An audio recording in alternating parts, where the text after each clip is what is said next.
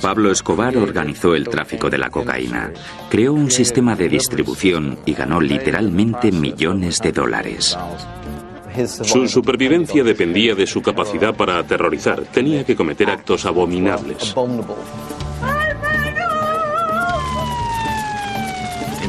Básicamente, él le declaró la guerra a Colombia y Colombia le declaró la guerra a él. Era vengativo y rencoroso. Nunca olvidaba un desaire.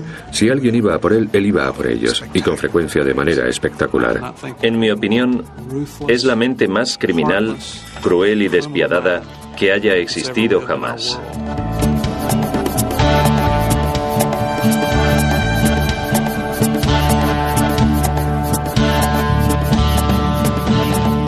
Pablo Escobar.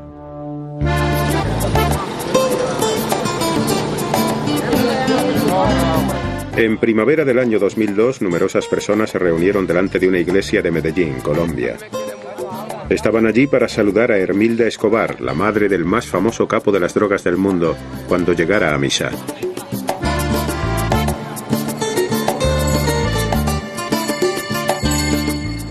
Desde que murió Pablo, se celebra una misa por él cada mes. Al mismo tiempo, ayudamos a los pobres para que puedan tomar el desayuno. Hermilda Escobar lo considera un tributo adecuado a su hijo Pablo, un hombre al que aún se reverencia como a un héroe en Medellín. En el resto del mundo, Pablo Escobar es conocido como uno de los criminales más peligrosos de la historia. El primer cabecilla del narcotráfico, un pionero cuyo legado de violencia y corrupción sigue vivo una década después de su muerte. Le caracterizó su salvajismo absoluto. Pero el tipo de terrorismo de Escobar no era nuevo en Colombia. Comenzó mucho antes incluso de que él naciera. A finales de la década de los años 40, Colombia se vio destrozada por una guerra civil entre el Partido Conservador en el poder y su oposición liberal. De la violencia surgió un grupo de proscritos conocidos como los bandidos, que solo eran leales a sí mismos. Provenían de áreas rurales pobres y sembraron el miedo en los corazones de los poderosos. Para el hombre común, eran héroes. La gente de Colombia, bien oprimida por el gobierno, o atormentada por los revolucionarios o por los paramilitares, recurrieron de forma natural a los bandidos. Estos hombres se convirtieron en la inspiración del joven Pablo Emilio Escobar Gaviria. Pablo, hijo de Abel de Jesús y Hermilda Escobar, nació el 1 de diciembre de 1949. Fue el tercero de sus 7 hijos. La familia vivía en la comunidad campesina de Río Negro, a 37 kilómetros de la ciudad de Medellín. Su padre era granjero y su madre maestra. Ella provenía de la baja burguesía, pero estaba educada. Había luchado por su educación y estaba decidida a enseñar a otros. Mi padre era ganadero en Río Negro, donde poseía animales. Cada día él y sus empleados se levantaban a las 4 de la mañana y ordeñaban a las vacas para obtener queso, mantequilla y leche que mandaban a la aldea. Abel y Hermilda se casaron el 4 de marzo de 1946. Pablo nació 3 años después e inmediatamente se convirtió en el centro de atención. Lloraba todo el rato. Estaba muy mimado. Era muy mono cuando era pequeño. Todo el mundo quería tenerlo en brazos. Cuando Pablo comenzó a ir al colegio, su madre se había convertido en el principal sostén y cabeza de familia. Enseñó a sus hijos el valor de la educación y de la caridad. Fue una buena madre, una madre clásica. Pablo y sus hermanos y hermanas la querían mucho más que a su padre Abel. Ambos padres nos dieron buenos consejos, nos enseñaron a trabajar duro y, lo que es más importante, nos enseñaron a ser fieles a nuestra palabra. Más tarde solía afirmar que había crecido pobre en Colombia. No fue así. En realidad pertenecía a la clase media, incluso a la clase media alta. Los Escobar se trasladaban de pueblo en pueblo, a cualquier sitio donde la madre de Pablo pudiera encontrar trabajo como maestra. En todos los lugares donde vivió la familia nunca estaban completamente a salvo de la violencia que azotaba su país. Sufrimos mucho porque mi madre daba clases en una escuela fundada por el Partido Conservador. Por ello, los rebeldes del Partido Liberal vinieron un día a quemar la escuela e intentaron asesinar a mi madre y a todos nosotros, pero el ejército llegó y nos salvó. Pablo creció en un tiempo en que la violencia estaba por todas partes, en que su madre literalmente rezó y prometió una capilla a cierta imagen de la Virgen si su hijo no moría. Como a la mayoría de los chavales de Colombia, a Pablo le encantaban las historias sobre los héroes bandidos que merodeaban por la campiña. Admiraba su independencia y su forma de socorrer a los necesitados. Comenzó a intentar hacer lo mismo. En la escuela teníamos amigos más pobres que nosotros y mi madre tenía crédito en las tiendas de alimentación de la zona, así que aprovechaba el crédito de mi madre y daba comida y bebidas a los niños pobres durante el descanso. Cuando era pequeño, solía llevar su comida a una imagen de Cristo que yo tenía en casa. Tomaba un pedazo de pan y un pedazo de carne, o la mejor comida que tenía. Iba a la estatua y le decía: «Pobre Cristo, ¿quieres un poco de carne?». En 1961, cuando Pablo contaba 12 años de edad, su familia finalmente se instaló en el pueblo de Envigado, al sur de Medellín. Su madre abrió una escuela elemental allí. Al año siguiente, el adolescente acudió a la Escuela de Segunda Enseñanza de Medellín. Salía con un grupo de estudiantes a favor de los políticos de izquierdas y de la Revolución Cubana, que había tenido lugar pocos años antes. Pablo admiraba especialmente cómo Fidel Castro se había enfrentado a la autoridad y había llegado a dirigir una nación. Pronto el adolescente se rebeló contra sus profesores. Le suspendieron por robar las respuestas de un examen y comunicarlas a los otros estudiantes. Comenzó a fumar marihuana y a saltarse las clases. En 1966, aquel rebelde de 16 años se salió de la escuela. Comenzó un ciclo de dormir durante todo el día y fumar marihuana sin parar hasta el amanecer. Soñaba con hacerse millonario, pero no le interesaba un trabajo tradicional. Se ve enfrentado a un dilema. Si quiere tener éxito, o bien tiene que cambiar su estilo de vida, ir a la universidad, hacer algo parecido, o podía dedicarse a algún tipo de negocio criminal. El adolescente comenzó a pasar cada vez más tiempo en las calles pobres de Medellín. La ciudad era un vivero del crimen, y Pablo pronto descubrió formas creativas de ganar dinero.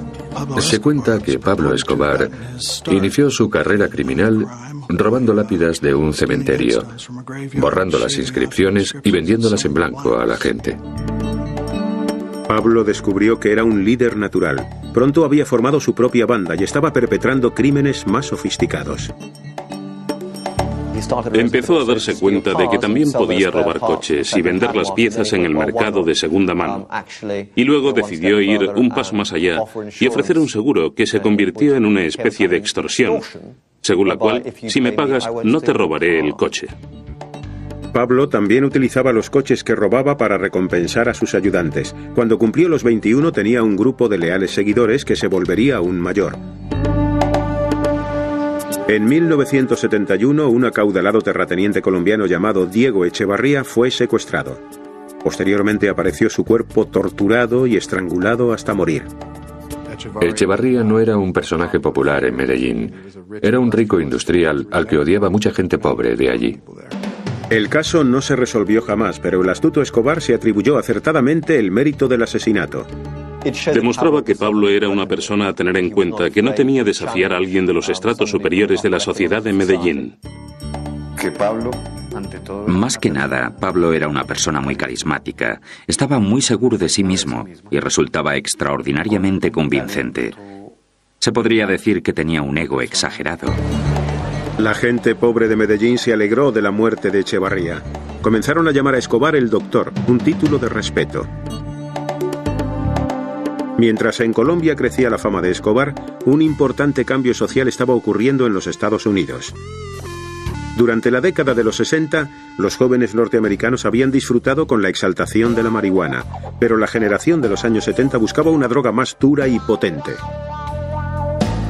La cocaína se estaba convirtiendo rápidamente en la nueva adicción de Estados Unidos y pronto proporcionaría a Pablo Escobar el combustible para levantar un imperio criminal.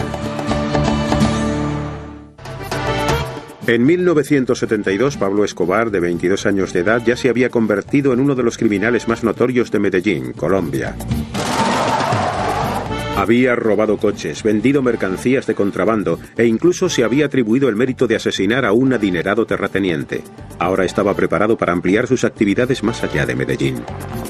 La cocaína, un extracto de las hojas de coca que florecían por toda Colombia, se estaba convirtiendo rápidamente en la droga favorita de los Estados Unidos. Escobar lo consideró su oportunidad de ganar dinero a lo grande. Las drogas, primero la marihuana y luego la cocaína, ofrecían una oportunidad a los jóvenes de ganar dinero deprisa. Y sí, había una obsesión por enriquecerse con rapidez. Es decir, ¿para qué pasarse 20 o 30 años ganando apenas lo suficiente si podías conseguir 1 millón de la noche a la mañana? El negocio todavía era nuevo y estaba relativamente desorganizado cuando Escobar comenzó como intermediario. Compraba cocaína a los productores y la vendía a los traficantes, que la enviaban a los Estados Unidos. La buena disposición de Escobar para matar y torturar le daban ventaja sobre los demás narcotraficantes. Si se enteraba de un contacto lucrativo, simplemente se hacía cargo. Siempre demostró a todos los que le rodeaban que no dudaría ni un momento en eliminar a cualquiera que se cruzara en su camino o supusiera una amenaza para él en el futuro. Si las cosas no se hacían como él quería, los hacía asesinar y seguía disfrutando de la cena. Poco después, Pablo Escobar dirigía la industria de la cocaína en Colombia. Una vez que hubo conseguido introducirse en los círculos de la droga, obtenía todo lo que quería, especialmente si se trataba de dinero y sexo. Siempre había preferido la compañía de las adolescentes. A los 25 años de edad, se enteró de que una de sus jóvenes amigas estaba embarazada. Pablo se casó con María Victoria Henao Vallejo, de 15 años de edad, en marzo de 1976. Un mes más tarde nació su hijo Juan Pablo. La pareja tendría una hija, Manuela, 3 años y medio después. Recuerdo que le dijo a mi madre que se sentía muy contento y muy orgulloso de ser el primero de sus hijos en darle un nieto. Aunque pensaba como un criminal, en lo que atañe a su familia la quería profundamente. Fue un hombre respetuoso con su madre, que cuidó de sus hermanos y para el que su esposa y sus hijos lo eran todo. No se puede decir que fuera el clásico hombre de familia, pues engañaba públicamente a su esposa y tenía amantes donde quiera que iba. Pero al mismo tiempo se veía a sí mismo como una especie de patriarca y padre amante, y realmente quería a su esposa y a los niños. El negocio de narcotráfico de Escobar creció tan deprisa en Sudamérica que pronto comenzó a enviar él mismo las drogas a los Estados Unidos. Uno de sus socios, Carlos Leder, ideó un innovador sistema de contrabando.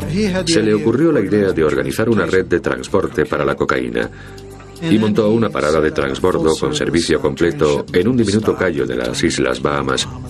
Construyó pistas de aterrizaje, posibilidades para repostar, un hotel, todas las comodidades. Pablo se aseguró de que ningún narcotraficante sacara cocaína de Colombia sin su permiso. Cobraba una comisión del 35% por cada envío y garantizaba su llegada. Con aún más dinero a su disposición, construyó sus propios laboratorios de procesamiento de la cocaína. Hacia el verano de 1976, Escobar y otros 3 narcotraficantes crearon lo que posteriormente se conoció como el Cártel de Medellín. El Cártel de Medellín poseía la infraestructura en un tiempo en que nadie más la tenía. Si querías mover cocaína necesitabas los aviones, necesitabas la red de distribución. Tenía el negocio completamente montado desde la jungla hasta la esquina de una calle en los Estados Unidos. Pablo, de 29 años de edad, era el líder indiscutible del grupo. Sobornaba a jueces, políticos y policías para que su negocio siguiera funcionando como una seda. Empleaba la intimidación y la violencia siempre que era necesario y vivía según el lema plata o plomo. O coges el dinero o mueres. Y en prácticamente todos los casos entre plata o plomo, la gente coge la plata. Es algo natural para la naturaleza humana. Escobar se concentró en levantar su imperio y, al contrario de los que trabajaban para él, rara vez probaba el polvo blanco que vendía. Se dice que apenas probaba la cocaína.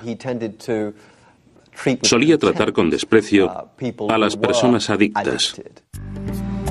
En 1979, el cártel de Medellín controlaba más del 80% de la industria norteamericana de la cocaína, que movía miles de millones de dólares. Y Pablo Escobar se había convertido en un hombre rico. Construyó una finca de 63 millones de dólares llamada Hacienda Los Nápoles, 120 kilómetros al este de Medellín. La pequeña avioneta que empleó para transportar su primer cargamento de cocaína se erguía orgullosa en la entrada de la propiedad de 7.400 acres. La enorme finca incluía 20 lagos artificiales, una pista de aterrizaje, un helipuerto, 6 piscinas y un zoológico lleno de animales exóticos. No sabía qué hacer, así que construyó primero el zoo. Construyó un zoo enorme con elefantes, rinocerontes, jirafas y otros animales. Pablo también quiso compartir su riqueza con el público. La gente tomaba autobuses en Medellín para visitar su propiedad. Según iba creciendo su reputación de criminal, Escobar comenzó a compararse con otros forajidos legendarios. Compró un sedán cosido a balazos de los años 30, afirmando que había pertenecido a Bonnie and Clyde. A veces incluso se disfrazaba de su héroe, el revolucionario mexicano Pancho Villa. A Pablo le parecía muy atractiva esa imagen de rebelde latino capaz de asestar un golpe a los norteamericanos. Detrás de las puertas cerradas de su exótica hacienda, el narcotraficante celebraba fiestas salvajes en las que satisfacía su deseo de menores. Escobar y sus secuaces recogían a colegialas en las calles de Envigado, a la salida de los colegios, y las invitaban a que volvieran. Y si posteriormente esas niñas resultaban problemáticas en algún sentido, quizá por quejarse a la policía o a los padres, o si se creía que habían visto demasiado, las liquidaban sin más ceremonias. Las invitaciones de él. Sus invitaciones estaban bastante solicitadas entre la élite de la sociedad colombiana. Se consideraba a Pablo el mejor anfitrión de Latinoamérica. Sus fiestas eran literalmente orgías con las mujeres más bellas y las mejores bebidas. Había para todos los gustos, legales o ilegales. Había drogas, había chicas muy jóvenes. Había competiciones y juegos sexuales muy extraños, juegos eróticos. A veces Escobar ordenaba a las chicas que se desnudaran y treparan a un árbol mientras sus huéspedes miraban. U organizaba una carrera. La chica que la ganaba se llevaba un coche nuevo a casa. María, la mujer de Pablo, sabía de sus fiestas sexuales, pero estaba dispuesta a mirar hacia otro lado para seguir casada con uno de los hombres más ricos de Colombia. Además, Pablo era un padre muy afectuoso. Cuando Manuela tenía 2 años, su guardaespaldas se ofreció a llevar a la niña, a cambiarla, a ayudar con esas tareas diarias, y Pablo insistió que en ningún caso, porque el día que ya no pudiera ocuparse de su hija, dejaría de ser Pablo Escobar. Escobar quería que se le considerara un gran hombre. Regaló millones para ayudar a los pobres. Construyó carreteras, canchas de fútbol e incluso una urbanización llamada Barrio Pablo Escobar. A Pablo le dolía mucho ver sufrir a la gente. Creía que todos aquellos pobres debían vivir dignamente y tener sus propias escuelas e iglesias. Quería que tuvieran una vida decente. Escobar quería ser Robin Hood en realidad. Quería que la gente le siguiera. Quería convertirse en un héroe para la clase trabajadora, para los campesinos. Para promocionar aún más su imagen, en 1982 se presentó candidato al Congreso. Básicamente había conseguido todo el poder posible en el mundo del crimen y comenzó a buscar formas de legitimar su industria y también de aumentar y elevar su propio poder personal. Con 32 años fue elegido congresista sustituto, lo que significaba que podía acudir durante la ausencia de un miembro. Para Escobar, su elección demostró que el pueblo le amaba. Realmente, él no se veía muy distinto de tantos otros políticos, pues muchos de los políticos estaban en su nómina o aceptaban su dinero, y él no se consideraba peor que muchos de ellos. Se consideraba un gran hombre y su dinero le permitía hacer realidad sus fantasías exóticas y excéntricas de animales salvajes y chicas jóvenes, tal y como lo hacía. Ahora intentaba hacer realidad la fantasía de convertirse en presidente de Colombia. Escobar pronto descubriría que su popularidad no llegaba hasta la capital, la ciudad de Bogotá.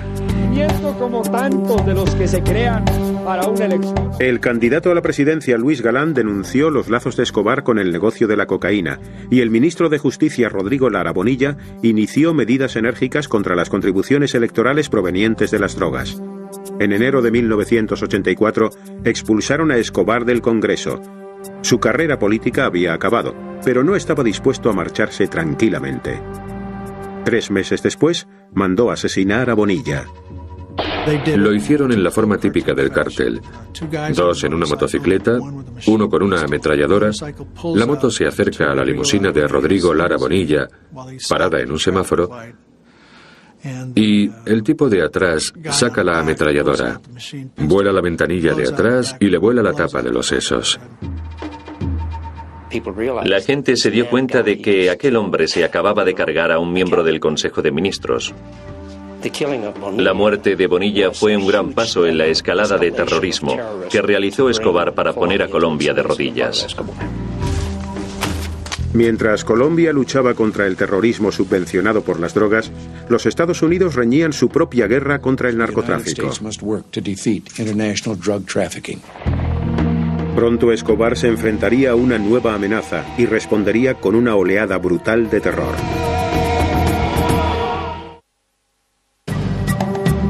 A mediados de la década de los 80, el imperio de la cocaína de Pablo Escobar tenía sida por la garganta a la nación colombiana. 3.700 kilómetros al norte, el presidente de los Estados Unidos había declarado una guerra a las drogas, que había convertido en una pieza clave de su administración. Los Estados Unidos presionaban cada vez más a la policía colombiana, al ejército colombiano, al gobierno colombiano y al sistema legal colombiano para que acabaran con las drogas. El gobierno de Colombia accedió a permitir que los Estados Unidos extraditaran a traficantes colombianos que enviaban drogas a Norteamérica. En Colombia, incluso aunque los hubieran detenido y condenado, habrían salido rápidamente.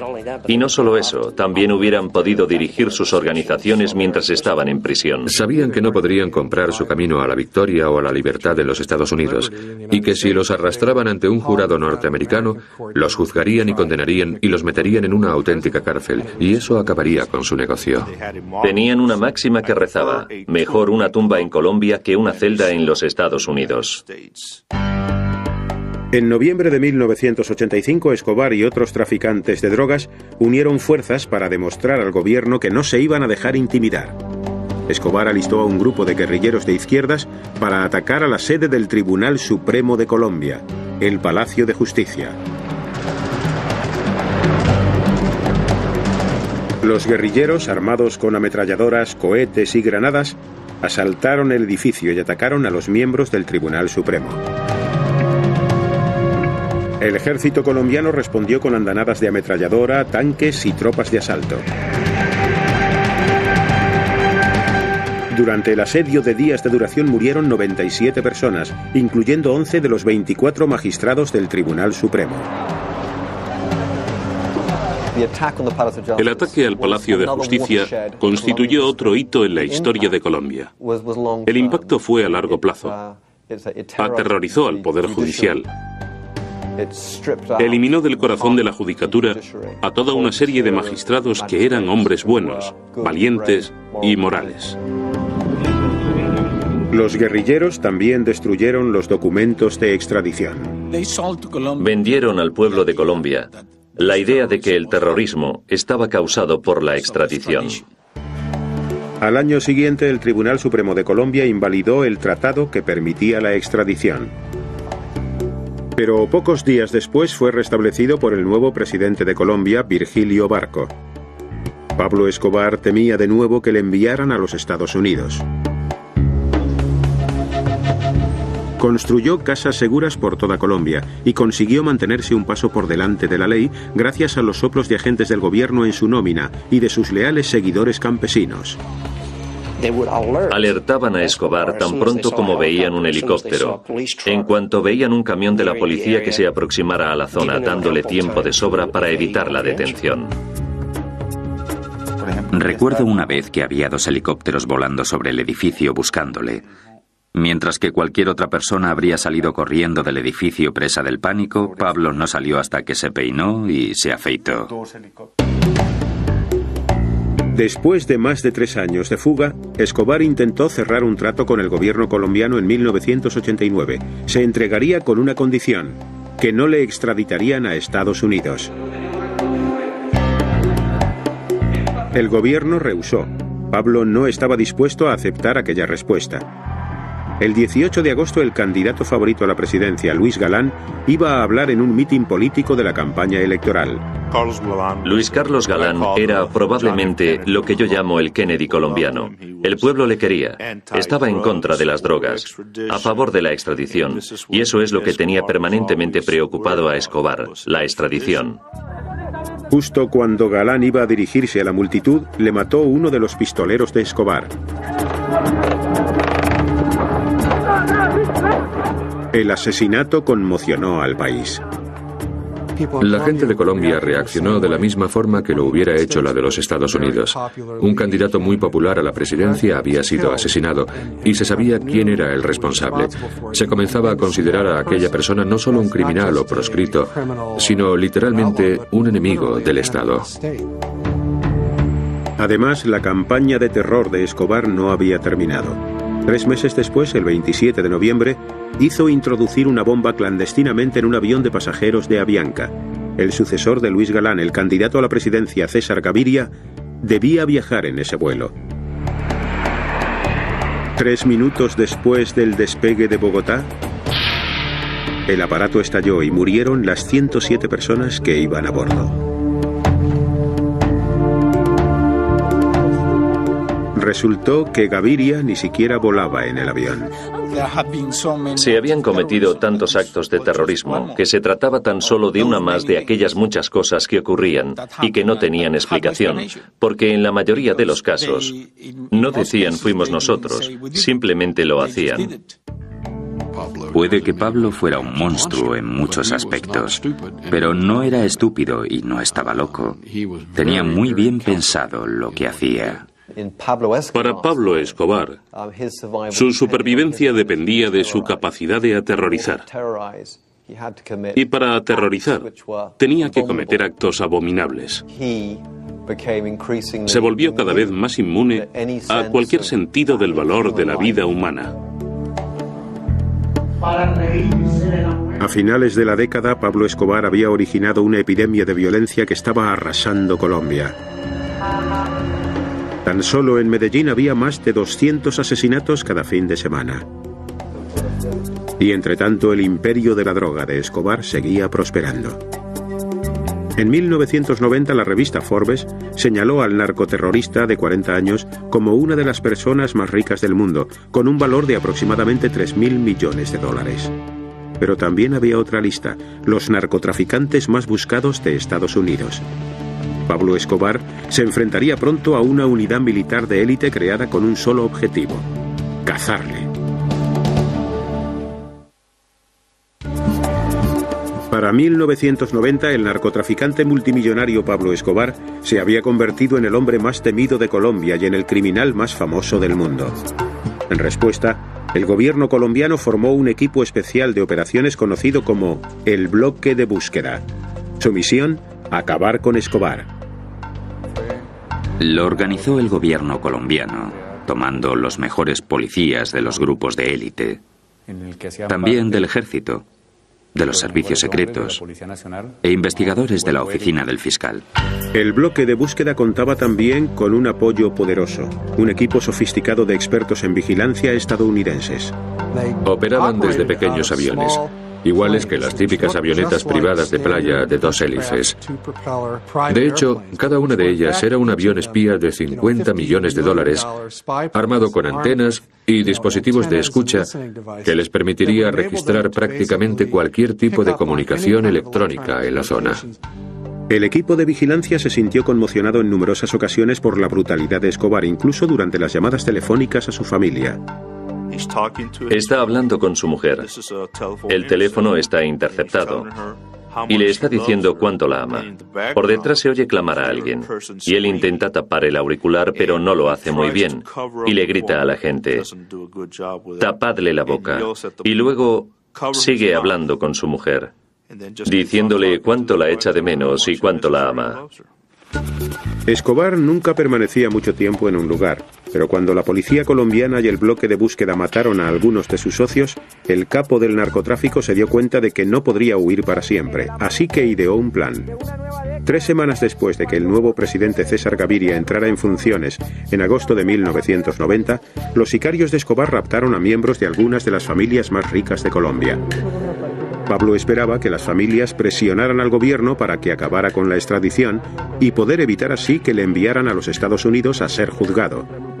Cuando raptó a los retoños de aquellas familias y amenazó con matarlos, algunos de los miembros más prominentes de las familias, que habían sido ellos mismos antiguos presidentes y antiguos jefes del país, ejercieron presión sobre el gobierno para conseguir que sus familiares fueran liberados ilesos.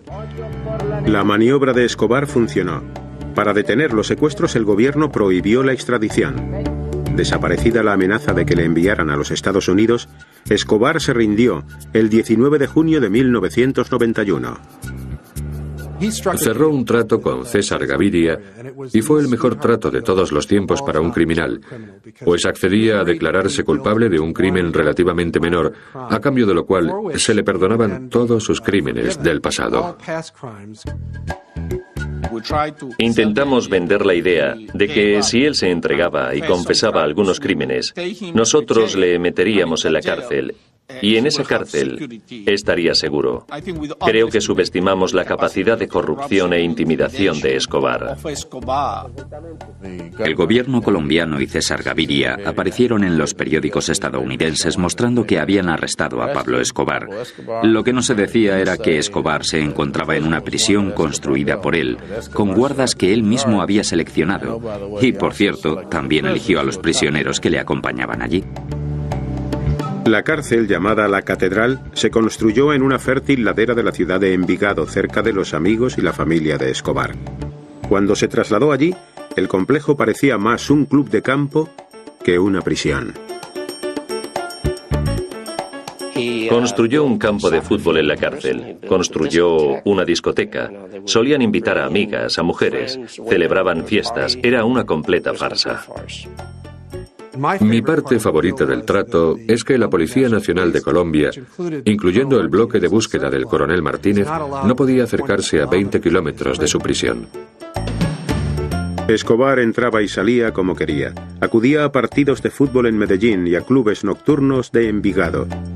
La esposa y los hijos de Pablo le visitaban con frecuencia. En la catedral encontraban todas las comodidades de casa, incluyendo una casa de juegos construida especialmente para Manuela, su hija de 11 años. Puede que la condena a prisión de Escobar fuera una farsa, pero el gobierno le había dado al público lo que más deseaba: el cese del terror. Yo diría que Gaviria cumplió hasta cierto punto los deseos de los colombianos en aquel momento, en el sentido de, por favor, ¿podría acabarse esta violencia? Durante su encarcelamiento, Pablo continuó dirigiendo su negocio multimillonario de la cocaína como siempre lo había hecho, y con igual crueldad. Descubrió que miembros del cártel de Medellín, al parecer, estaban aprovechando el hecho de que Pablo no estaba fuera todo el tiempo para robarle. Escobar llevó a los hombres a la prisión, los torturó taladrándoles agujeros en las rodillas y arrancándoles las uñas, y luego los mató. Esta vez Escobar había ido demasiado lejos. Cuando se filtró la noticia de los brutales asesinatos, los agentes del gobierno no pudieron seguir ignorando las acciones de Escobar. El 22 de julio de 1992, el presidente Gaviria ordenó que se trasladara a Escobar a una cárcel de verdad. Pero Pablo sobornó a una patrulla de soldados y escapó. El chiste que corría en Colombia era: ¿cuántos soldados colombianos hacen falta para dejar salir a Pablo Escobar de la cárcel? Y la respuesta, 1 para abrir las puertas y 5.000 para vigilar. Escobar estaba libre, pero sus enemigos se encontraban por todas partes, y pronto se le acabarían los lugares donde ocultarse. En julio de 1992, Pablo Escobar, de 42 años, escapó de la cárcel de la Catedral y estaba en fuga. Los gobiernos estadounidense y colombiano estaban decididos a hacer comparecer al capo ante la justicia. Una vez que se fugó de la catedral, todo comenzó a derrumbarse. En la catedral había contado con la protección del gobierno. De pronto, los perros le pisaban los talones. Sus amigos comenzaron a abandonarle, y pienso que se consideraba mucho mayor de lo que realmente era. Puede que fuera económicamente poderoso, pero ya no lo era desde el punto de vista humano. Escobar intentó febrilmente negociar un nuevo acuerdo con el gobierno. Creo que César Gaviria, en colaboración con el gobierno estadounidense, había decidido que ya no quería más tratos con Pablo Escobar, que iban a cazarlo y a matarlo. En el pasado, Escobar había utilizado el terrorismo para obligar al gobierno a darle lo que quería. Así que decidió intentarlo de nuevo. El 30 de enero de 1993, plantó un coche bomba cerca de una librería en una bulliciosa calle de Bogotá. La bomba explotó mientras la tienda estaba llena de niños con sus padres que compraban útiles para el colegio. 21 personas murieron por la explosión y otras 70 resultaron heridas. Nadie tenía nada que ver con el narcotráfico. Fue simplemente una bomba indiscriminada que decidió hacer explotar para enviar un mensaje al gobierno de Colombia. El gobierno no era el único problema de Escobar. Después de su huida de la prisión, un grupo de ciudadanos de Colombia había decidido que si la policía no conseguía detenerle, lo harían ellos mismos. Formaron un grupo de vigilantes llamado Los Pepes, un acrónimo de Perseguidos por Pablo Escobar. Se supone que Los Pepes era una organización de ciudadanos colombianos, bien miembros de familias cuyos hijos, o hermanos o esposos, habían sido asesinados por Escobar, miembros enemistados del propio cártel de la cocaína de Escobar y miembros de cárteles rivales. Un día después de la bomba en la librería, los Pepes tomaron represalias. Explotaron bombas delante de una de las casas de Escobar y una hacienda propiedad de su madre ardió hasta los cimientos. En lugar de atacar al propio Escobar, comenzaron a ir a por cualquiera relacionado con Escobar, ya fuera profesional o personalmente, y le mataban. Desestabilizaron mucho la seguridad de Pablo. Le golpearon económicamente. Atacaron a la gente que estaba cerca de él y, lo que quizá es aún más importante, le afectaron psicológicamente porque atacaban los símbolos que tanto amaba. Utilizaron sus propias técnicas en contra de Escobar, atacando a la familia, mataron a mucha gente, quemaban los ranchos, mataban a sus caballos de millones de dólares. El enemigo público número 1 de Colombia estaba recibiendo una dosis de su propia medicina. Cada vez eran menos los que le suministraban información que le mantuviera por delante de las autoridades. Por ello tenía que cambiar de casa cada vez con mayor frecuencia. Creo que él mismo se dio cuenta de que nadie más iba a ayudarle y que se le había acabado el tiempo, el espacio y la suerte. Pablo intentó sacar a su familia del país, pero las autoridades no lo permitían. Lo último que querían en Colombia era que su familia desapareciera en aquel momento, pues sabían que al mantenerles en Colombia, Pablo Escobar estaría continuamente preocupado por ellos, pues sabía que los Pepes la matarían a la mínima oportunidad. Si tenía un talón de Aquiles era su familia. Evidentemente los quería fuera del país en un lugar seguro. Si estaban en un lugar seguro donde no tuviera que preocuparse por ellos, podría iniciar una guerra a gran escala contra el gobierno de Colombia. En otoño de 1993, el cártel de Medellín estaba en total confusión, pero era a su familia lo que más preocupaba a Escobar. No les había visto durante un año y les echaba terriblemente de menos. El 1 de diciembre, Pablo cumplió 44. Sabía que se encontraba bajo vigilancia constante, por lo que sus llamadas telefónicas siempre eran breves para que no pudieran rastrearlas. el día después de su cumpleaños, llamó a su familia. Llevábamos 24 horas esperando una llamada que sabíamos que tenía que hacer Escobar a su hijo Juan Pablo. Y cuando la hizo, se quedó al teléfono durante 5 minutos, un tiempo que nos permitió localizarle. El bloque de búsqueda rastreó la llamada hasta esta casa adosada en el barrio de clase media de Los Olivos, en Medellín. Vi que en la parte superior se encontraba Pablo Escobar hablando por teléfono. En ese momento, él me miró a mí y colgó. El teniente Martínez pidió refuerzos y pronto los agentes del bloque de búsqueda habían rodeado la casa. Escobar estaba atrapado. Rompieron la puerta de chapa y entraron. Al oírlo, el Limón, el guardaespaldas de Pablo, apareció en la ventana de ahí arriba y salió disparando a la policía. Le dieron y cayó al suelo. Escobar se asomó a la ventana con una pistola en cada mano, disparando hacia adentro y hacia afuera e insultando a la policía. Pablo se quitó las zapatillas y saltó al tejado. Cuando llegó a la mitad del tejado, los disparos que estábamos haciendo le dieron. Escobar fue alcanzado 3 veces. Una de las balas le dio en la cabeza. Murió al instante. Al final murió como cualquier otro malhechor. El peor criminal de este mundo, el mayor criminal del mundo del narcotráfico que había existido jamás, murió como un hombre cualquiera. El 3 de diciembre de 1993, más de 20.000 colombianos llenaron las calles de Medellín durante el funeral de Pablo Escobar. Algunos acudieron a celebrar, otros a lamentar la muerte del Robin Hood de Medellín. El último y más cruel de los bandidos ya no estaba.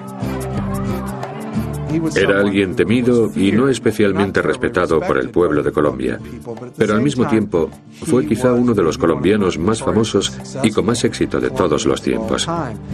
Y pienso que hubo al menos una punzada de orgullo nacional herido cuando finalmente le localizaron y le mataron. Pueden preguntar a los taxistas, ir a los barrios populares y preguntar a cualquiera sobre la imagen que quedó de Pablo en Medellín. Y dirán que es una imagen muy positiva, buena y saludable. No sé de ninguna mente más criminal, cruel y despiadada que haya existido en nuestro mundo desde siempre. En mi opinión, es el hombre más cruel que ha vivido jamás.